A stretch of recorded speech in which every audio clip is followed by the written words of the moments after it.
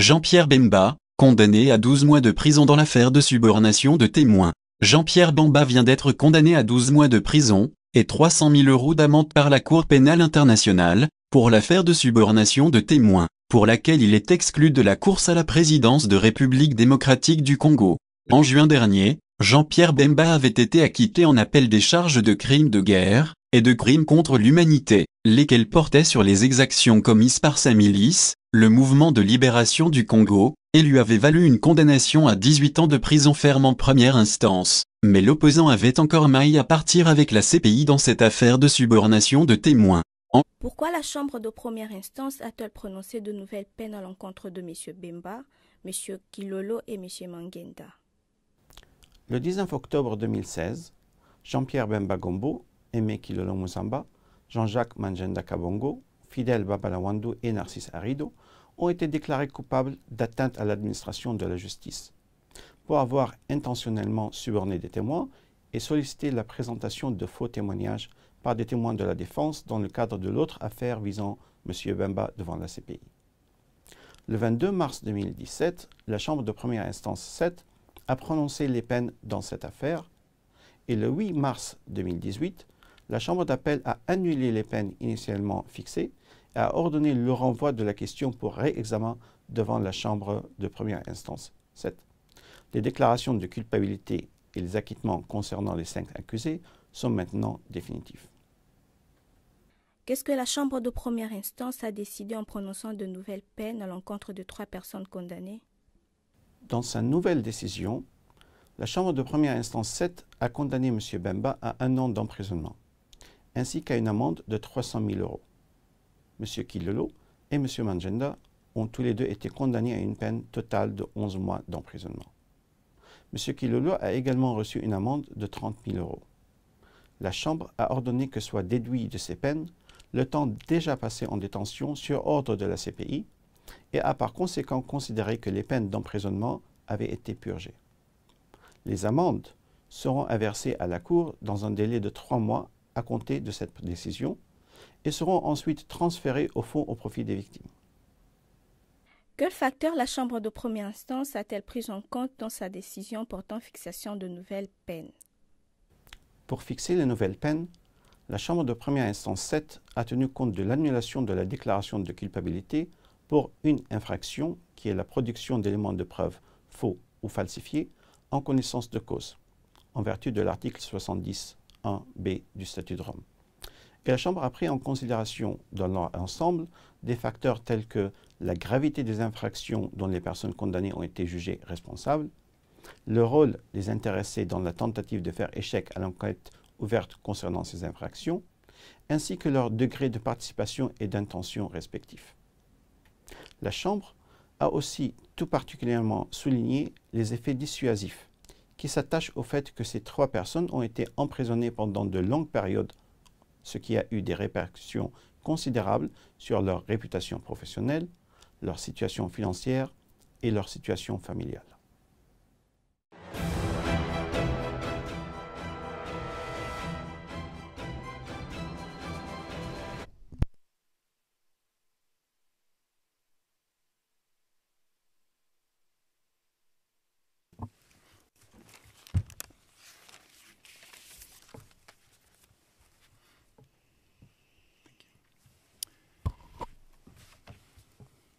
Good afternoon, everyone. Le président, bonjour à tous. Monsieur le greffier, veuillez citer l'affaire. Le greffier d'audience, bonjour, monsieur le président, messieurs les juges. Situation en République centrafricaine. Affaire le procureur contre Jean-Pierre Bemba Gombo, Aimé Kilolo Musamba, Jean-Jacques Mangenda Kabongo, Fidel Babalawandou et Narcisse Arido. Référence de l'affaire ICC 0105-0113 et nous sommes en audience publique. Le président, merci beaucoup. Maintenant, les présentations, s'il vous plaît. Commençons par l'accusation. Monsieur Van de Pouy. Monsieur Van de Pouy, bonjour. Messieurs les juges, le bureau du procureur est représenté par Olivia Stuyven, Nina Melaligna. Ensuite, juste derrière moi, Marichel Regeblasi, Priyadarshini Narayanan. Et ensuite, Sylvie Digna et Sylvie Wakshom. Et je suis Kweku Van de Pouy. Je vous salue. Le président, très bien. Les équipes de la défense, maintenant, commençons par la défense de M. Bemba. Madame Taylor, allez-y, Maître Taylor. Bonjour, Monsieur le Président, Messieurs les juges. Je suis donc Mélida Taylor et je représente les intérêts de M. Bemba. Et je suis aidée de Mylène Dimitri et Pierre de la Brière Inès. Question, merci. Maintenant, Maître Carnavas, la défense de M. Kilolo. Maître Carnavas, bonjour. Bonjour à tous dans ce prétoire et aux alentours. Je suis assistée de Madame Bengue et de Anastasia Tararenko et je suis donc Michael Carnavas. Pour M. Kilolo, le président est maintenant, qu'en est-il de M. Magenda? M. Gosnell, bonjour à tous. Christopher Gosnell, aidé par Nikki Sethi. Je vous remercie, le président. Très bien, merci beaucoup. Donc, pour rappel, le 19 octobre 2016, les 5 accusés dans cette affaire ont été déclarés coupables d'atteinte à l'administration de la justice pour subornation intentionnelle de témoins de la défense et sollicitation, encouragement ou assistance à la commission de faux témoignages auprès de 14 témoins de la défense dans le cadre de l'autre procès concernant Jean-Pierre Bemba à la CPI. Le 22 mars 2017, la présente Chambre a prononcé les peines dans la présente affaire. Le 8 mars 2018, la Chambre d'appel a rendu ses arrêts relatifs aux déclarations de culpabilité et aux peines. Elle a confirmé l'ensemble des déclarations de culpabilité prononcées en application des alinéas A et C de l'article 70.1 du statut, c'est-à-dire sollicitation, encouragement ou assistance à la commission de faux témoignages et subornation intentionnelle de témoins. Et a annulé l'ensemble des déclarations de culpabilité prononcées en application de l'alinéa B de statut 70.1, c'est-à-dire présentation de faux témoignages. En ce qui concerne Fidel Babala et Naris Arido, la Chambre d'appel a confirmé leur peine. Cela signifie que tant leur déclaration de culpabilité que leurs peines sont définitives. En ce qui se concerne Jean-Pierre Bemba, Aimé Kilolo et Jean-Jacques Magenda, la Chambre d'appel a infirmé leurs peines et a renvoyé la question à la présente Chambre, ce qui explique notre présence aujourd'hui dans ce prétoire. Aujourd'hui, la Chambre rend sa décision portant fixation d'une nouvelle peine pour Jean-Pierre Bemba, Aimé Kilolo et Jean-Jacques Magenda. Le présent exposé, bien sûr, ne constitue qu'un résumé de la décision de la Chambre. Seule la décision écrite fait foi. L'accusation prie la Chambre de prononcer contre chacune des 3 personnes condamnées la peine maximale de 5 ans d'emprisonnement chacun.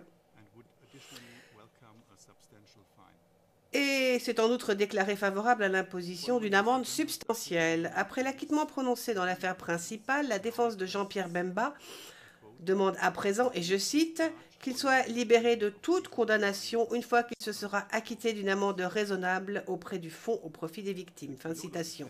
La défense d'Aimé Kilolo prie la Chambre de remanier la peine infligée à son client de façon à conserver celle initialement prononcée contre lui. Cela entraînerait une peine d'emprisonnement de 11 mois et une amende de 30 000 €.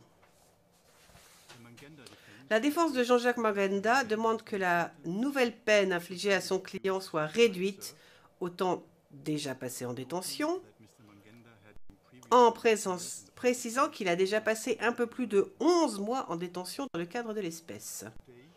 La Chambre va commencer par prononcer les nouvelles peines uniques avant d'en résumer le fondement. Alors, concernant M. Jean-Jacques Magenda, M. Kilolo et M. Bemba, voici les nouvelles peines. Concernant Jean-Jacques Magenda, la Chambre le condamne à une peine totale de 11 mois d'emprisonnement. Après déduction du temps qu'il a déjà passé en détention, la Chambre considère que la peine d'emprisonnement a été purgée. Concernant Aimé Kilolo, la Chambre le condamne à une peine totale de 11 mois d'emprisonnement. Après déduction du temps qu'il a déjà passé en détention, la Chambre considère que la peine d'emprisonnement a été purgée. La Chambre condamne en outre Aimé Kilolo à une amende de 30 000 €. Concernant Jean-Pierre Bemba, la Chambre le condamne à une peine totale de 12 mois d'emprisonnement. Après déduction du temps qu'il a déjà passé en détention, la Chambre considère que la peine d'emprisonnement a été purgée. En outre, la Chambre condamne Jean-Pierre Bemba à une amende de 300 000 euros. Pour arriver à ces peines, la Chambre a examiné de nouveau tous les éléments à prendre en compte dans le cadre de la fixation de la peine. Lorsque la Chambre a estimé que ces considérations précédentes demeuraient exactes, elle a intégré à la présente décision le raisonnement de la précédente décision relative à la peine. Comme elle l'a dit par le passé, la fixation d'une nouvelle peine n'est pas l'occasion de réexaminer des questions définitivement tranchées dans les arrêts rendus par la Chambre d'appel. Les erreurs relevées par la Chambre d'appel dans ces arrêts ne touchent que des aspects limités, se rapportant plus précisément, premièrement, à l'appréciation de la nature des faux témoignages, lesquels concernent des questions ne touchant pas au fond. Deuxièmement, au raisonnement permettant de distinguer en l'espèce la responsabilité de l'auteur principal de celle du complice. Troisièmement, au pouvoir de la Chambre de surseoir à l'exécution d'une peine. Et quatrièmement, aux déclarations de culpabilité prononcées sur le fondement de l'article 70(1)b du statut. Et je vais bientôt y revenir. Mais avant de résumer les nouvelles considérations découlant de ces aspects, la Chambre se penchera à titre préliminaire sur certains arguments avancés par l'accusation au sujet de l'acquittement prononcé dans l'affaire principale du 8 juin 2018. L'accusation soutient que les éléments de preuve faux et viciés produits par les personnes condamnées ont affecté la procédure d'appel dans l'affaire principale.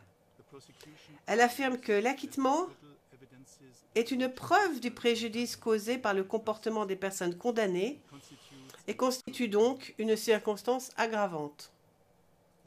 La Chambre n'est pas du tout d'accord avec ce raisonnement-là. Elle rappelle qu'il a été clairement indiqué que la présente affaire est indépendante de l'affaire principale, ce qui signifie qu'aucune des conclusions tirées quant aux preuves en l'espèce n'a été affectée d'une quelconque manière par l'arrêt rendu dans l'affaire principale.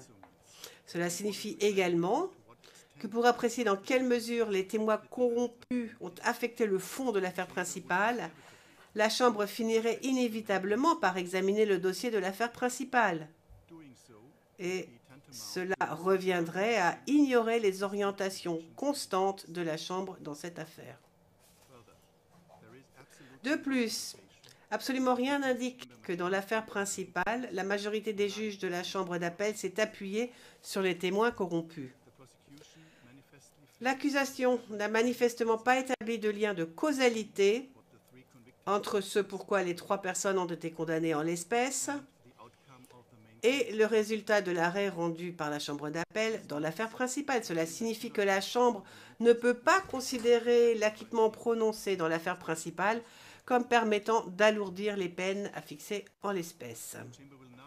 Je vais maintenant parler des erreurs trouvées par la Chambre d'appel dans son arrêt. Tout d'abord, s'agissant de l'appréciation de la nature des faux témoignages,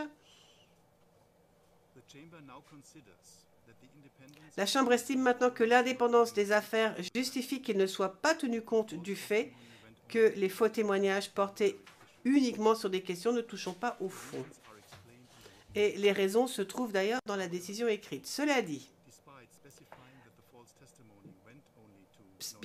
même si les faux témoignages portaient seulement sur des questions ne touchant pas au fond, elle accorde de toute façon le poids qu'il convient à l'importance des dites questions. Ces questions ont été considérées comme revêtant, et je cite, une importance fondamentale pour apprécier, en particulier, la crédibilité des témoins. Fin de citation. La Chambre a également souligné que ces questions, et je cite à nouveau, permettent d'obtenir des informations indispensables et elles sont délibérément posées aux témoins dans le but d'évaluer leur crédibilité. Fin de citation. Cette erreur n'a donc qu'un effet relativement minime sur les nouvelles peines qu'il convient d'imposer. Deuxièmement, S'agissant des raisons d'opérer en l'espèce une distinction entre la responsabilité de l'auteur principal et celle du complice, la Chambre reconnaît que cette différence n'entraîne pas de véritable différence dans les peines qu'il convient d'imposer à Jean-Pierre Bemba et Aimé Kilolo. Jean-Pierre Bemba et Aimé Kilolo sont responsables d'infractions visées à l'article 70.1a et à l'article 70.1c, essentiellement à raison des mêmes actes et comportements. Mais le cas de Jean-Jacques Manganda est différent. L'accusation n'a pas fait appel sur ce point en ce qui le concerne. Même si la Chambre décidait d'appliquer ces mêmes considérations à Jean-Jacques Manganda, celui-ci est le seul des 3 condamnés à n'avoir pas été reconnu coupable sur le fondement de l'article 70.1a s'agissant des 14 témoins corrompus. Il n'a été reconnu coupable que s'agissant de 9 des 14 témoins. Et la Chambre considère que la peine à lui imposer au titre de l'article 70.1a doit dûment refléter ce facteur ainsi que tous les autres, la peine devant être inférieure à celle infligée au titre de l'article 70.1c. Troisièmement, pour ce qui est de la perte de pouvoir de la Chambre de prononcer le sursis, s'agissant de la perte du pouvoir de prononcer le sursis, bien que les conditions du sursis fixées par la Chambre ne soient plus juridiquement contraignantes pour Aimé Kilolo et Jean-Jacques Manganda, il n'en reste pas moins qu'ils les ont toutes respectées pendant environ la moitié de la période qu'avait arrêtée la Chambre dans la décision relative à la peine, soit 1 an et demi sur les 3 ans imposés. La Chambre considère que leur conduite après leur mise en liberté dans le cadre du sursis doit être prise en considération pour fixer les nouvelles peines, ce qui rendrait plus adaptée une peine correspondant au temps déjà passé en détention, soit un emprisonnement de 11 mois environ. Cette solution va dans le même sens que la peine non privative de liberté initialement prononcée par la Chambre. Aimé Kilolo avait été condamné à une peine unique d'emprisonnement de 30 mois et Jean-Jacques Manganda à une peine unique de 24 mois. Mais il a été sursis à l'exécution du reste des peines d'emprisonnement pour la durée excédant le temps déjà passé en détention. Cela signifiait que la durée supplémentaire fixée dans la décision relative à la peine n'avait pour seule finalité que de les inciter à respecter strictement les conditions du sursis. Aimé Kilolo et Jean-Jacques Manganda ont respecté toutes les conditions du sursis jusqu'à présent, et rien n'indique qu'ils n'auraient pas continué de la sorte. À cet égard, nous soulignons que la Chambre d'appel a enjoint à la présente Chambre de fixer de nouvelles peines et non pas de traiter les peines initialement prononcées comme des peines non assorties d'un sursis en ne les ajustant qu'à partir de ce point de départ. Si les conclusions de la Chambre d'appel n'avaient pour seul résultat que d'obliger Aimé Kilolo et Jean-Jacques Manganda à purger au moins leur peine initiale sans sursis, la Chambre d'appel les aurait en bonne logique fait réincarcérer sitôt rendu l'arrêt relatif à la peine. Elle n'en a rien fait, ce qui laisse entendre que son raisonnement n'excluait pas la possibilité de prononcer une peine non privative de liberté à l'encontre d'Aimé Kilolo et ou de Jean-Jacques Manganda. Quatrièmement, s'agissant de l'annulation des déclarations de culpabilité fondées sur l'article 70.1b, il va de soi qu'elle devrait avoir une certaine incidence sur les peines uniques. C'est là une conséquence directe de l'application de la première phrase de l'article 78.3 du statut, qui dispose que la Chambre doit prononcer une peine pour chaque crime et ensuite donc une peine unique. Étant donné que les infractions commises dans cette affaire qualifiait pour l'essentiel les mêmes actes et comportements des 3 personnes condamnées, mais de 3 manières différentes, relevant respectivement des alinéas A, B et C de l'article 70.1 du statut, l'annulation de l'une des 3 déclarations de culpabilité ne devrait pas aboutir à quoi que ce soit qui ressemble à une réduction proportionnelle des peines. Elle considère toutefois que cette annulation doit être prise en considération. J'en arrive maintenant aux conclusions finales. La Chambre estime qu'au fin de la fixation des nouvelles peines, L'effet combiné de ces considérations est le suivant. Premièrement, Jean-Pierre Bemba et Aimé Kilolo ont reçu la même peine d'emprisonnement pour les infractions visées aux alinéas petit a et petit c de l'article 70.1 du statut. Deuxièmement, la peine prononcée contre Jean-Jacques Manganda au titre de l'article 70.1 petit a reste proportionnellement plus faible que celle qui lui est infligée au titre de l'article 70.1 petit c. Troisièmement, Aimé Kilolo et Jean-Jacques Manganda ont reçu des peines non privatives de liberté. Quatrièmement, les peines individuelles prononcées au titre de l'article 70.1 petit b sont entièrement abandonnées. De manière plus générale, la Chambre n'est pas convaincue que les arrêts rendus par la Chambre d'appel en l'espèce imposent une modification substantielle des peines d'emprisonnement initialement fixées si celles-ci sont correctement comprises. Bon nombre des nouvelles considérations que la Chambre a dû examiner vont dans des directions opposées et dans une certaine mesure se neutralisent les unes les autres. Le résultat final est semblable à ce qui avait initialement été ordonné dans la décision relative à la peine. S'agissant spécifiquement de la peine unique d'1 an d'emprisonnement initialement prononcée à l'encontre de Jean-Pierre Bemba, la Chambre relève qu'après l'acquittement de Jean-Pierre Bemba dans l'affaire principale, la défense lui a demandé de n'infliger qu'une amende raisonnable sans peine d'emprisonnement.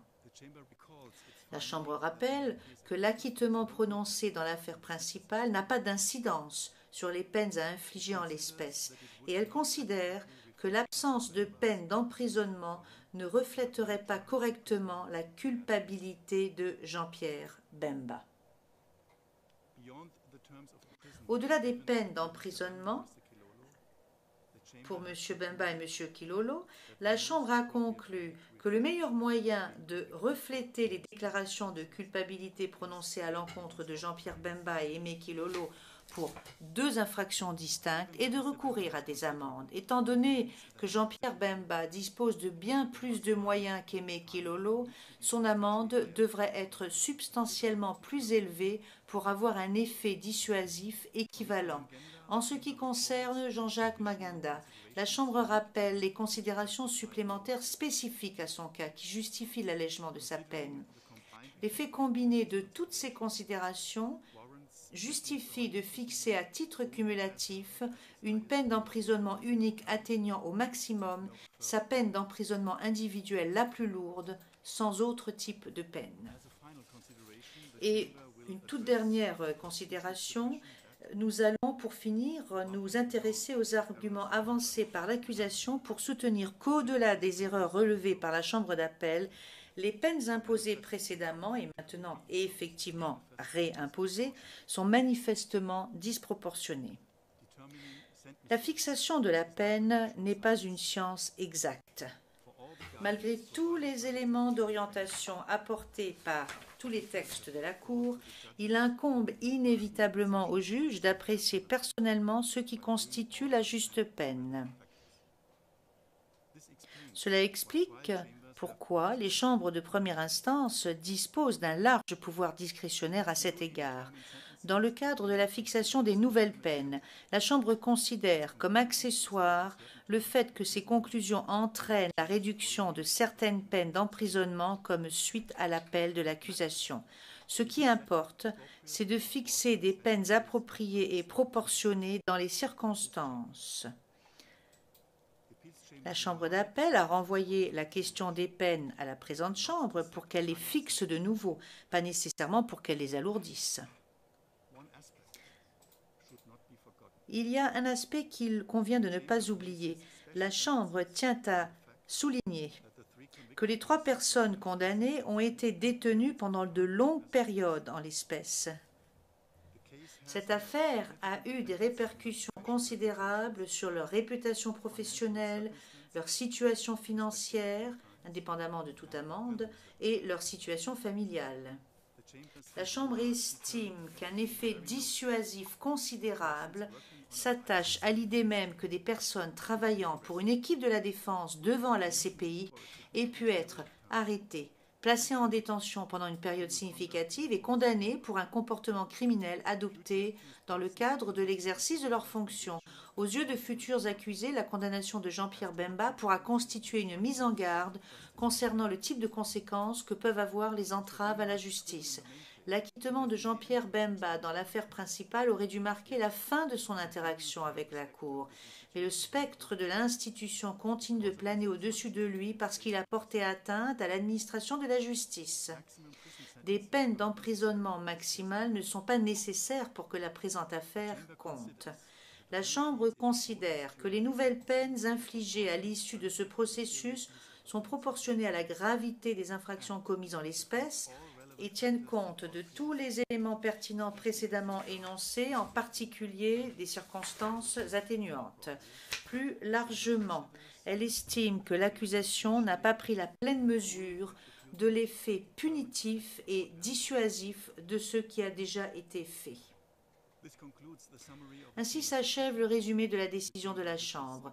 La Chambre souhaite à nouveau remercier les parties pour leur contribution et la qualité de leur travail pendant le procès. Elle souhaite également remercier tous ceux qui, au sein du greffe, rendent possible la tenue de ces procédures. Elle remercie tout particulièrement ceux des membres du personnel de la section des services linguistiques dont le travail a permis à la Chambre de rendre simultanément en anglais et en français la décision d'aujourd'hui. L'audience est levée. Congo Synthèse. La synthèse des infos de la RDC, l'Afrique et le reste du monde. Une seule adresse. www.congosynthèse.com.